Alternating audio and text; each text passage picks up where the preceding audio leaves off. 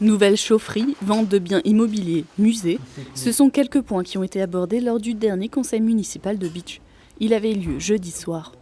Un appel à manifestation d'intérêt d'un immeuble impasse de l'école a été voté avec 28 voix pour et une contre. Ce bâtiment avait été estimé à 178 000 €, mais avant la vente, la commune devra effectuer des travaux de rénovation estimés à 680 000 € par Moselle Agence Technique.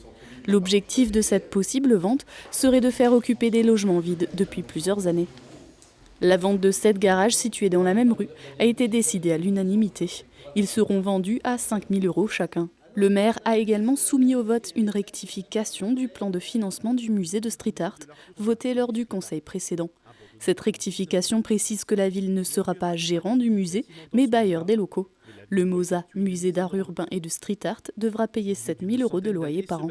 La rectification a été adoptée malgré 3 voix contre et 3 abstentions. Plusieurs conseillers ont à nouveau déploré un projet encore trop flou. À noter que le musée doit ouvrir ses portes cette semaine. Les œuvres d'art qu'on va retrouver là-dedans, soit sous forme de graffiti, qu'est-ce que c'est, elles deviennent quoi? Elles seront la propriété de qui, de quoi, comment? Moi je trouve ça tout ça très flou, très nébuleux. Elles sont la propriété de l'exploitant.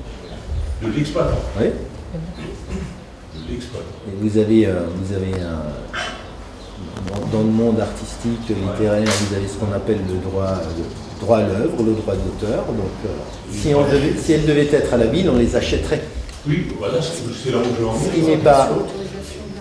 Ce qui n'exclut pas qu'à un moment donné, on puisse nous aussi se dire, on essaie d'acquérir quelque chose sur ce volet artistique, ce qui figure d'ailleurs dans la demande de délibération de subvention qu'on a déposée au Gall-Leader. Le plan de financement pour cette fois le projet de chaufferie bois et le réseau de chaleur du quartier de l'Hôtel de Ville a été adopté avec 25 voix pour et 4 contre. Pour ces mêmes projets, une consultation avait été lancée en avril.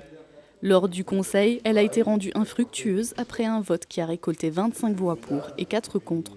Ce choix a été fait car une seule proposition avait été faite et un montant jugé trop important.